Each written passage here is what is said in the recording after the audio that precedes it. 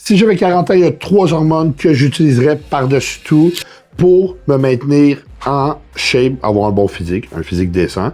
Puis là, tu vas me dire, ouais, mais moi, j'ai pas 40 ans, que moi, ça va venir plus vite que tu le penses. Moi non plus, j'ai pas 40 ans, j'ai 27 ans pour tous ceux qui pensent que j'ai 40 ans. C'est dans 13 ans, OK? Alors, tous mes amis dopés, écoute jusqu'à la fin parce que je t'apprends des affaires assez intéressantes. Puis oui, tu peux continuer à compétir à 40 ans. Faut juste que tu fasses attention à ta santé. Bon, plan de match. Gabriel, 40 ans. Qu'est-ce que je fais? Premièrement, je ferais une base de testostérone. Pourquoi? Parce que j'ai pris des stéroïdes pas mal longtemps, puis ma test, c'est sûr qu'elle va être crash. Mais même si tu es quelqu'un de naturel, j'irais faire une prise de sang, voir mes niveaux de test, pour avoir des niveaux de test optimaux pour avoir une prescription de testostérone replacement thérapie, un remplacement de testostérone thérapeutique. Dans le fond, avec cela, qu'est-ce que ça va faire? Ça va augmenter mon énergie, mon mood, ma libido. Il n'y a pas d'effet sur le cholestérol à une dose de remplacement. Il n'y a pas d'effet non plus sur la prostate, sur la santé quand tu prends une dose de remplacement, selon les études. Par la suite, que ça va faire aussi comme effet, ta femme va juste adorer ça parce que c'est sûr, si tu as 40 ans puis que tu es avec ta blonde pendant 20 ans, ça se peut que ta libido avec le temps diminue vu que tes niveaux de test diminuent puis que ta blonde t'excite moins. Mais si tu prends de la test, c'est sûr qu'elle va t'exciter autant, si pas plus. Par la suite, ça va te permettre de maintenir ta masse musculaire puis même d'en gagner. Parce que comme qu'on sait, le muscle, c'est un organe de longévité. Alors, tu vas gagner du muscle, tu vas augmenter ta longévité. Tant que tu n'es pas dans des dosages supraphysiologiques, ce qui veut dire quand tu dépasses les normes de testostérone, c'est pas dangereux sur papier pour la santé puis selon les études aussi. Ensuite, combien de milligrammes est une dose de remplacement? Ça varie entre 100 mg et 200 mg par semaine. J'ai vu des prescriptions aller jusqu'à 300, dépendant du niveau de SHBG. La Sex Hormone Binding Globulin. Qu'est-ce que ça fait, cette hormone-là? Ça fait en sorte que ta testostérone n'est moins biodisponible. Quand que tu prends des plus grosses doses de testostérone, tu vas avoir de la test qui va se convertir en DHT. Une fois converti en DHT, ça va baisser ta SHBG. C'est pour ça que quand tu fais un cycle de stéroïdes, elle est super basse.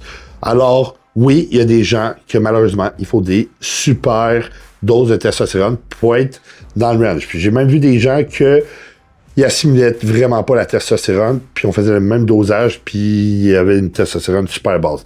Alors, tout ça, c'est génétique, gang. Comme qu'on le sait, le dosage, ça varie énormément.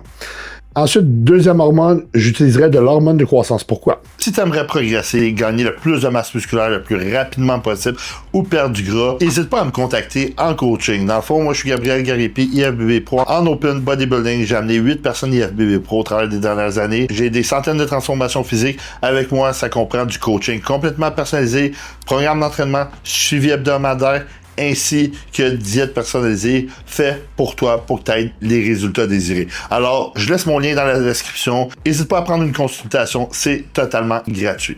Récupération, énergie, rajeunissement, longévité, collagène, synthétisation de collagène pour la peau. L'hormone de croissance a tellement de bénéfices que c'est impossible que j'en utiliserais pas. Puis ça a moins d'effets secondaires que d'autres produits. L'hormone de croissance, un dosage thérapeutique va jouer entre 2 à 3 unités par jour. Pas plus que ça.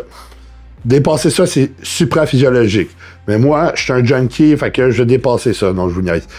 Alors, 2 à 3 unités par jour pour maintenir un hormone de croissance dans les normes. Mais je vais peut-être dépasser ça, finalement.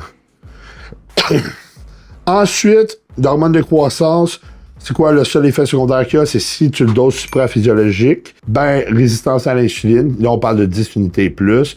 C'est sûr que 4 unités, tu es supraphysiologique, mais tu n'auras pas de résistance. Par la suite, tu peux avoir aussi, si tu as une cellule cancéreuse, elle peut grossir plus vite. C'est les seuls effets plates avec ça. Tu peux avoir aussi le tunnel carpien, mais ça passe après une couple de mois. Il faut juste que tu réduises un petit peu ton dosage et tu l'augmentes par la suite. Dans le fond, ça, c'était la deuxième hormone. Et la troisième hormone, qui est une combinaison de 3 agonistes, qui n'est pas encore approuvée par la FDA, mais qui s'en vient approuvée par la FDA, c'est le rétatrutide. Pourquoi le rétatrutide? Dans le fond, le rétatrutide a un GLP-1 agoniste. Qu'est-ce que ça va faire? Ça va diminuer ton appétit, ralentir la digestion, qui va te permettre d'avoir un sentiment de satiété plus longtemps. Deuxième, ça a un GIP qui va augmenter la production d'insuline. Ça va aussi augmenter la sensibilité à l'insuline. Ensuite de ça, la troisième, c'est un glucagon agoniste. Qu'est-ce que le glucagon agoniste fait? Ça va relâcher, dans le fond, du glucose de ton pancréas, du glycogène. Ça va permettre aussi d'activer ton métabolisme pour perdre du gras. La combinaison des trois va te permettre de perdre du gras, activer le métabolisme, ralentir, diminuer l'appétit, augmenter ta sensibilité à l'insuline. Tout ça est super fantastique. En plus de ça, les études démontrent qu'avec le rétatucide, selon les tests qui ont été faits, ça diminue le foie gras. C'est sûr qu'avec les années, tu peux accumuler du foie gras. Tu as mal mangé, tu as trop mangé de sucre, ainsi de suite.